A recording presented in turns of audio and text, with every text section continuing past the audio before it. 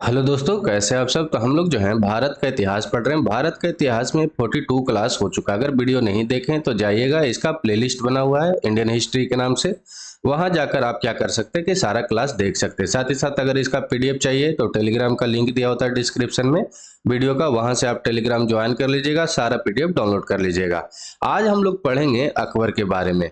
अकबर जो था बहुत ज्यादा इंपॉर्टेंट शासक था मुगल काल में। हम लोग जानते हैं कि प्राचीन काल में एक अशोका और मिडिएवल काल में जो हुआ अकबर, ये दोनों बहुत बड़ा महान शासक था। ठीक है, चलिए तो आज हम लोग अकबर के बारे में पढ़ते हैं। वीडियो अच्छा लगेगा तो लाइक करिएगा, कमेंट करके, शेयर करके, सब्सक्राइब करके बेल आइकन दबा दीजिएगा ताकि आपके पास नोटिफिकेशन टाइम टू टाइम पहुंचता रहे।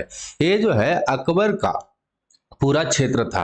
ये जो ज्यादा डार्क है, थोड़ा सा पर्पल कलर का, वो जो है क्या है कि पूरा अकबर का क्षेत्र था। ये सब पटना, बिहार का भी, पूरा बंगाल का भी जो क्षेत्र था वो जीत लिया था। इधर देखिए तो मराठाज को यहाँ पे दिल्ली, आगरा, लाहौर, काबुल, ये सब वाले क्षेत्र को पूरा क्या कर लिया था कि अपने अंदर कर लिया था। बाद में जब औरंगजेब आया था तो ये वाले क्षेत्र को क्या किया था कि अपने अंदर कर लिया था। तो ये तो बाद में औरंगजेब का काम है, लेकिन ये जो पूरा डार्क वाला थोड़ा सा क्षेत्र है, ये काबुल से लेकर आपका इधर बंगाल तक, इधर आपका राजपूत वाला, इधर आगरा, लाहौर, ये सब इधर मराठा का कुछ क्षेत्र क्या किया था कि ये जो है मतलब अकबर जो है अपने अंदर में कर लिया था। तो ये बात आपको मैप में ध्यान में रखना है। ठीक है, चलिए आगे हम लोग देखते हैं अकबर के बारे में। तो थोड़ा सा अकबर के बारे में पहले छोटा सा जानकारी ले लेते हैं, फिर अकबर के बारे में डिटेल्स में पढ़ेंगे।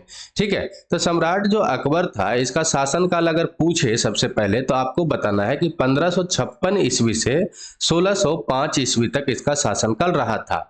ठीक है, 1542 ईस्वी में ही इसको जन्म हुआ था, ये भी बात याद रखना है। मात्र 13 साल के और कुछ महीना के उम्र में ही इसको राजाभिषेक कर दिया गया था, राजा बना दिया गया था। जब इसका पिता का क्या होता है कि मृत्यु होता है। हम लोग जानते हैं कि हिमायू इसका पिता था, और इसका पिता का मृत्यु कब हो जाता है तो 1556 ईस्वी में हो जाता है, हम लोग जानते हैं। तो उसी समय इसको क्या कर दिया जाता है कि अकबर को राजाभिषेक कर दिया जाता है। वो अभी हम लोग डिटेल्स में देखेंगे, यहाँ पर आपको ध्यान में रखना है। कभी कभी अकबर का पूरा नाम पूछ लेता है, छोटा छोटा एग्जाम होता है उसमें, तो आपको याद रखना कि अब्दुल फतह जलाल उद्दीन मोहम्मद नाम था अकबर का पूरा नाम। ये बात आपको ध्यान में रखना है। और ये मुगल काल में सबसे शक्तिशाली सम्राटों में से एक था, ये भी बात आपको ध्यान में रखना है। एक मजबूत व्यक्तित्व और एक सफल सेनापति के साथ अकबर जो था धीरे धीरे बड़ा हुआ। हम लोग जानते हैं बैरम खां के साथ ये बड़ा हुआ था।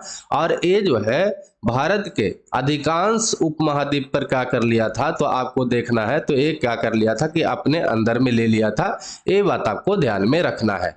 ठीक है, ये जो है हालांकि मुगल सैन्य रणनीति जो था, संस्कृति, आर्थिक प्रभुत्व के कारण उसकी जो शक्ति था क्या हुआ कि धीरे धीरे बहुत ज्यादा फैलता गया। ये बात आपको ध्यान में रखना है। तो ये सब घटनाओं के बारे में हम लोग अकबर के बारे में देखेंगे। और अकबर जो था दूसरे धर्म के प्रति भी क्या करता था कि इज्जत उसको देता था और उसको प्रतिष्ठित देता था और भी लोगों को। इसी के कारण तो जो था, जो अकबर जो था बहुत ज्यादा क्या हुआ था कि फैला था अपने देश में। ये बात आपको ध्यान में रखना है। ठीक है, किसी भी जगह पे राज करना है तो सहिष्णुता से ही राज ज्यादा किया जा सकता है। ये बाद में अशोक भी समझा था, मुगल काल में अकबर भी समझा। जो भी कड़ा से मतलब कि अपने आप को चलाना शुरू किया, वो धीरे धीरे क्या हो जाता है कि विनाश की ओर बढ़ जाता है। ये बात आपको ध्यान में रखना है। ठीक है, तो कोई भी काम को क्या कैसे करना चाहिए तो सहिष्णुता से करना चाहिए। सुदृढ़ीकरण अगर करना है, उसको मजबूत करना है तो धीरे धीरे काम को करना चाहिए। अब हम लोग अकबर के जो काल है वो क्या करते हैं कि डिटेल्स में देख लेते हैं। ठीक है, तो अकबर के काल के बारे में अगर पूछे तो अभी बताएं कि इसका जो शासनकाल कब से कब तक रहा था तो 1556 ईस्वी से 1605 ईस्वी तक रहा था। ये बात आपको ध्यान में रखना है। महान सम्राटों में से एक था। इसका अगर पिता का नाम पूछे तो आपको बताना है कि हिमायू का पुत्र था, और माता के नाम पूछे तो हमीदा बानो बेगम। ये बात आपको ध्यान में रखना है। इसका जन्म भी कभी कभी पूछ लेता है तो आपको याद रखना है कि 15 अक्टूबर 1542 ईस्वी में इसका जन्म हुआ था। ठीक है, 1542 ईस्वी में जब हिमायू जो था ईरान भाग गया, तो उसका जो अकबर का जो चाचा था, अकबर का चाचा कौन था? तो कमरान था। उसको क्या कर लिया? अकबर को पकड़ लिया, मतलब कि उसको ले लिया। ठीक है, छोटा बच्चा ही था उस समय, लेकिन उसके साथ अच्छा व्यवहार किया। एक कमरान जो था, ऐसा नहीं कि उसको मार दिया, मार देता तो इतना बड़ा सम्राट ही कैसे बनता। तो उसको से अच्छा व्यवहार किया, उसको साथ में अच्छा से रखा। जब बाद में हिमायू जो था कंधार पर क्या कर लिया था कि कब्जा कर लिया था, तब अकबर अपने माता पिता के साथ क्या हुआ कि फिर से मिला। ये बात आपको ध्यान में रखना है। ठीक है, चलिए आगे जब हम लोग देखते हैं तो क्या है कि 1556 ईस्वी में क्या हुआ कि अकबर इसका हिमायू का मृत्यु हो गया। तब अकबर जो था पंजाब कलानौर में था। ठीक है, और वहां पे अफगान विद्रोहियों से क्या कर रहा था कि अभियान का कमाल संभाल रहा था। ये बात आपको ध्यान में रखना है। ये 1556 ईस्वी में मात्र 13 साल के इस मतलब उम्र में ये क्या कर रहा था कि अफगान विद्रोहियों का मेन जो था कमान संभाल रहा था। ये भी एक बड़ा बात है। ठीक है, और 13 वर्ष और 4 माह के अल्प आयु में क्या हो जाता है कि 1556 ईस्वी में कलानौर में उसका क्या कर दिया जाता है कि राज्याभिषेक कर दिया जाता है। किसका? तो अकबर का। ये बात आपको ध्यान में रखना है। मात्र कितना उम्र में? 13 वर्ष की उम्र में। ये भी बात आपको ध्यान में रखना है। अब हम लोग देखते हैं एक जो था बैरम खान। बैरम खान कौन था? तो हिमायू। हिमायू का बहुत ज्यादा विश्वास पात्र एक व्यक्ति था। हिमायू इस पर क्या करता था कि बहुत ज्यादा विश्वास करता था, और इसको खान खानान के का भी क्या दिया था? उपाधि भी दिया था। ये बात आपको ध्यान में रखना है। बैरम खां से हमेशा सवाल बनते रहता है, तो बैरम खां को हम लोग देख लेते हैं। बैरम खां 4 साल मेनली क्या किया था कि राज्य किया था। बैरम खां के साथ ही क्या हुआ था कि जो ये अकबर है मजबूत भी हुआ था। ये भी बात ध्यान में रखना है। भले से थी अकबर बाद में इसको निकाल दिया था, लेकिन बैरम खां बहुत ज्यादा इंपॉर्टेंट पार्ट हो जाता है किसका? अकबर के लिए, मुगल काल के लिए। ये बात आपको ध्यान में रखना, और अपना एग्जाम के भी पर्पज से बहुत ज्यादा इंपॉर्टेंट हो जाता है। तो बैरम खान के बारे में अगर जब देखते हैं तो इसका जो शासनकाल रहा था, मतलब कि जो एक बीच में काम किया था, शासनकाल क्या बोलिएगा, था तो ये मुगल के अंदर ही काम करता था। तो ये काम कब से कब तक किया था? तो आपको याद रखना है 1556 से 1560 ईस्वी तक ये क्या किया था कि काम किया था।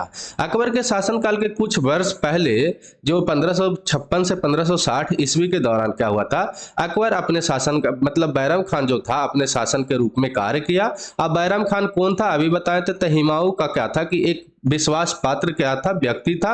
और हिमायू ने इसे क्या चीज का बैरम खां का उपाधि दिया था, ये पूछ सकता है। तो खान ने खान का उपाधि दिया था।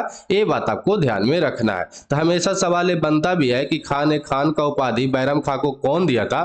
तो आपको याद रखना है हिमायू, जो अकबर का पिता था। ये बात आपको ध्यान में रखना है। ठीक है, चलिए आगे जब हम लोग देखते हैं, फिर से आप देख लीजिए, तो ये जो है अकबर का पूरा क्षेत्र था ये। और बाद में इसको क्या किया था कि औरंगजेब जो था जोड़ा था। देखिए यहाँ तक ये पूरा जोड़ दिया था। ये नीचे वाला क्षेत्र ही क्या हुआ था कि मुगल के अंदर नहीं आया था। बाकी ये जितना भी है आपका ये पूरा जो क्षेत्र हो गया था किसके अंदर आ गया था? मुगल के अंदर आ गया था जब औरंगजेब था तब। ठीक, चलिए आगे जब हम लोग देखते हैं तो पानीपत की दूसरी लड़ाई। पानीपत का दूसरी लड़ाई क्या था कि बहुत ज्यादा इंपॉर्टेंट था। ये किसके किसके बीच में हुआ था? हमेशा सवाल बनते रहता है। और ये जो लिखा रहेगा आपको मुगल और क्या लिखा रहेगा आपका हेमू के बीच में लिखा रहेगा। लेकिन आपसे पूछे कि मुगल काल से लड़ा कौन था, तो मुगल काल के तरफ से मुगल के तरफ से कौन लड़ा था? तो बैरम खान लड़ा था। और हेमू जो विक्रमादित्य के नाम से जाना जाता था, बंगाल आदिल शाह के वजीर जो था हेमू, वो लड़ा था। बैरम खान और मेन कौन लड़ा था? हेमू के बीच में लड़ाई हुआ था। लेकिन हमेशा लिखा रहेगा मुगल और क्या रहेगा आपका बंगाल के राजा आदिल शाह। लेकिन आदिल शाह के तरफ से कौन लड़ा था? तो आपको याद रखना है कि हेमू लड़ा था। और मुगल के तरफ से कौन लड़ा था? तो बैरम खान लड़ा था। ये बात आपको ध्यान में रखना है।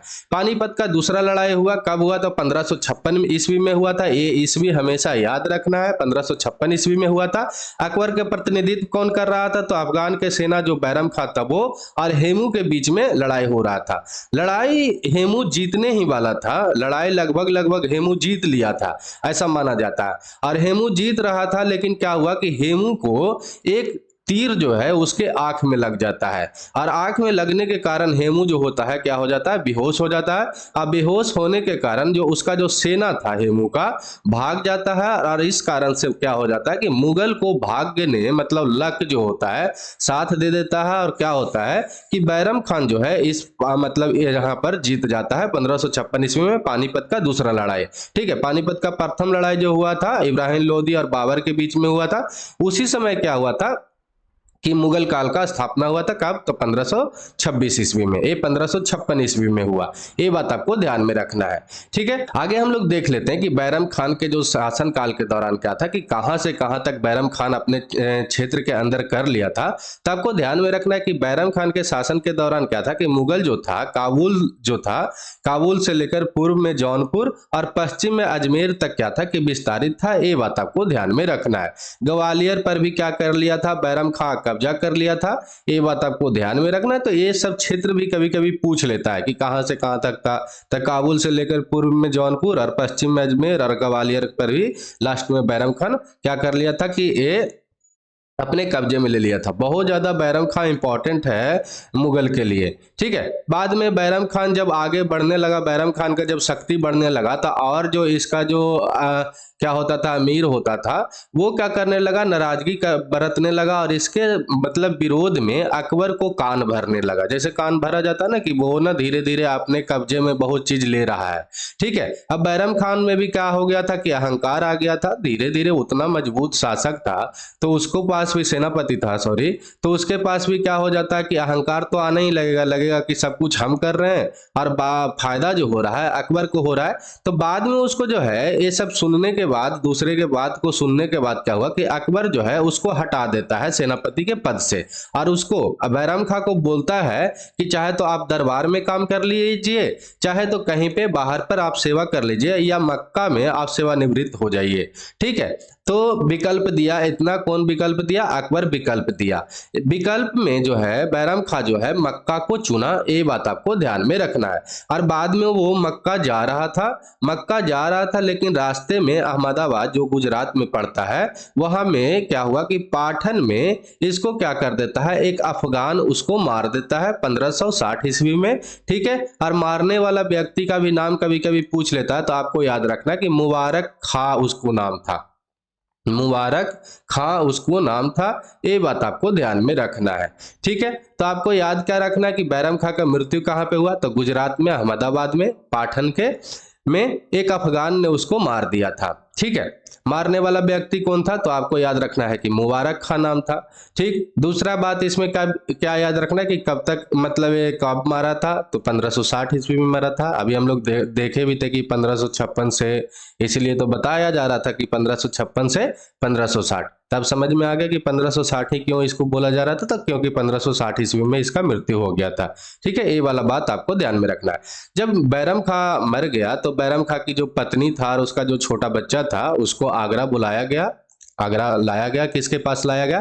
तो अकबर के पास आगरा लाया गया। और आगरा लाने के बाद जो उसका विधवा पत्नी बची, किसका? बैरम खां का, उससे क्या कर लिया कि अकबर शादी कर लिया। अब बैरम खां के बच्चे को अच्छी तरह से पाला पोसा, ऐसा नहीं किया कि बाहर निकाल दिया या उसको मरवा दिया। अच्छा तरह से क्या किया कि उसको पाला पोसा। और जो बैरम खां के जो बच्चा था, बाद में अब्दुल रहीम खान खान के जो प्रसिद्ध रूप में एक हिंदी कवि जो हुए, वो क्या थे कि यही इन्हीं का बच्चा था, मतलब बैरम खां का ही बच्चा था। ये बात आपको ध्यान में रखना है। प्रसिद्ध कवि रहीम के बारे में सुने ही होंगे, और एक प्रभावशाली रईस था। ये बात आपको ध्यान में रखना है, अब्दुल रहीम खान खान। ठीक है, चलिए आगे हम लोग देखते हैं। तो क्या है कि अकबर जो था बहुत सारे कुलीन वर्गों के साथ भी इसको विद्रोह होने लगा। जैसे जैसे धीरे धीरे आप राजपाट को बढ़ाने लगिएगा तो आप जानते हैं कि आपके साथ क्या हो जाएगा कि आपके विद्रोही भी धीरे धीरे बढ़ने लगता है। कोई भी काम करिए, आप प्रोग्रेस करने लगिएगा तो आपका विद्रोही भी इधर उधर से बढ़ने ही लगेगा। तो इसका भी विद्रोही बढ़ने लगा। खास करके इसका रिश्तेदार भी बहुत ज्यादा जो था इसका विद्रोह करने लगा। उसमें से शामिल विद्रोह करने वाला कौन कौन था? तब पालक माँ था, महम अनगा था। ये सब तो याद रखना जरूरी नहीं है, लेकिन अदम खान के बारे में याद रखिएगा। अदम खान बहुत ज्यादा इंपॉर्टेंट हो जाता है। कभी कभी इसको जो क्या किया था कि छत पर से फेंक दिया था। छत पर से फेंकने का कारण भी क्या था कि अभी समझ में आ जाएगा। तो आदम खान को ये क्या किया था, अकबर जो था गुस्सा में इसको छत पर से फेंक दिया था। ये बहुत ज्यादा खतरनाक व्यक्ति था। क्या किया था कि ये जो छोटा छोटा बच्चा को भी मार देता था और महिला को भी मार देता था। इस कारण से अकबर भी क्या हो गया था कि इस पर गुस्सा हो गया था। ये बात आपको ध्यान में रखना है। तो 1561 ईस्वी में आदम खान ने क्या किया था कि बाज बहादुर को हराया और मालवा पर क्या कर लिया कि विजय प्राप्त कर लिया। विजय प्राप्त करने के बाद क्या किया कि मालवा में अपनी जीत के बाद बचाव करने वाली सेना और महिलाओं, यहां तक कि वहां के बच्चों को भी पूरा क्या कर दिया था कि मार दिया था। ये बात आपको ध्यान में रखना है। और जो वहां से धन जो लूटा था उसका कुछ हिस्सा ही क्या किया था, अकबर को भेजा था। ये सब बात के कारण क्या हो गया था कि अकबर बहुत ज्यादा गुस्सा हो गया और गुस्सा होने के कारण इसको कमान से क्या कर दिया कि हटा दिया। हटाने पर वजीर पद पर दावा किया कौन, आदम खान। लेकिन जब इसको वजीर पद नहीं दिया गया तब क्या किया कि ये जो है वजीर, जिसका अकबर के जो वजीर था कार्यवाहक, उस समय जो मतलब उस समय जो काम कर रहा था वजीर के पद पर, उसको ये चाकू मार देता है। कौन था, आदम खान। ये बात आपको ध्यान में रखना है। अब ये सब बात, इतना सारा जो बात था, पहले से गुस्सा था, फिर ये चाकू मार देता है तो अकबर और गुस्सा हो जाता है। ये सब गुस्सा आने के कारण क्या होता है कि अकबर जो है उसका आगरा के किले से क्या कर देता है कि नीचे फेंक देता है 1562 ईस्वी में। ये बात आपको ध्यान में रखना है। कहीं कहीं बुक जब पढ़िएगा ना तो बुक में क्या लिखा रहेगा कि इसको क्या कर दिया जाता है कि सजा दिया जाता है, मतलब कि इसको मार दिया जाता है, वहां पर ऐसे लिखा जाता है। लेकिन इसको क्या किया था कि आगरा के किले से इसको क्या कर दिया था कि फेंक दिया था। ठीक है, मौत के सजा सुनाया था, ऐसे लिखा रहता है। लेकिन ये वाला बात आपको याद रखना है कि आगरा के किले से इसको क्या कर दिया था, फेंक दिया था। ठीक है, फेंकना भी मारना ही होता है। ठीक, चलिए आगे हम लोग देखते हैं। तो क्या है कि जो उज्बेकिस्तान है वहां के भी कुलीन वर्ग जो था भारत में बहुत जगह पे क्या था कि महत्वपूर्ण पदों पर आसीन था। जैसे उत्तर प्रदेश में, ठीक है, जो पूरब का क्षेत्र है, जो बिहार से जो सटा हुआ क्षेत्र है, उस क्षेत्र में, बिहार में और मालवा में, यहाँ पर महत्वपूर्ण पदों पर क्या था, उज्बेकिस्तान का जो कुलीन वर्ग, एलीट वर्ग। एलीट मतलब जैसे कि अभी आईएएस आईपीएस से सब पढ़ा लिखा व्यक्ति जैसा होता है, बहुत सारे पीएचडी वाले होल्डर होते हैं, उनको कुलीन वर्ग में रखा जाता है। तो ये सब जो व्यक्ति था आसीन था कहाँ पे, तो उत्तर प्रदेश के जो पूरब वाला क्षेत्र है, बिहार में और मालवा वाले क्षेत्र में। 1561 से 1567 के बीच में बहुत सारा क्या हुआ कि विद्रोह हुआ। किसके खिलाफ, तो आपको याद रखना है अकबर के खिलाफ ये सब करने लगा। ये बात आपको ध्यान में रखना है। इस बीच में मिर्जा जो था तिमरुद था, तिमरुद होने के बाद भी क्या किया था कि सम्राट के खिलाफ ये क्या कर दिया था कि विद्रोह कर दिया था। ये बात आपको ध्यान में रखना है। तिमरुद का मतलब कुछ नहीं समझिएगा, मुगल में से ही एक, ये बात आपको ध्यान में रखना है। तिमरुद का मतलब क्या होता है कि मुगल जो था तिमरुद का ही अंश था। ठीक है, ये जब शुरू में हम लोग पढ़े थे तो देखे थे। तो इन विद्रोहों को प्रोत्साहित होकर क्या हुआ कि अकबर के जो सौतेला भाई था मिर्जा हकीम, वो क्या कर लिया कि काबुल पर कब्जा कर लिया। काबुल पर कब्जा करने के बाद क्या हुआ कि पंजाब में आगे बढ़ा, पंजाब की तरफ आगे बढ़ने लगा ये मिर्जा हकीम, और लाहौर को क्या कर लिया कि घेर लिया मिर्जा हकीम। ये बात आपको ध्यान में रखना है। उज्बेक विद्रोहियों ने क्या किया, सरदारों ने मिर्जा हकीम को हिंदुस्तान को बादशाह घोषित कर दिया। बादशाह घोषित करने के बाद क्या हुआ कि अकबर जो था बहुत धैर्य व्यक्ति था, मतलब कि बहुत धैर्य रखने वाला व्यक्ति था।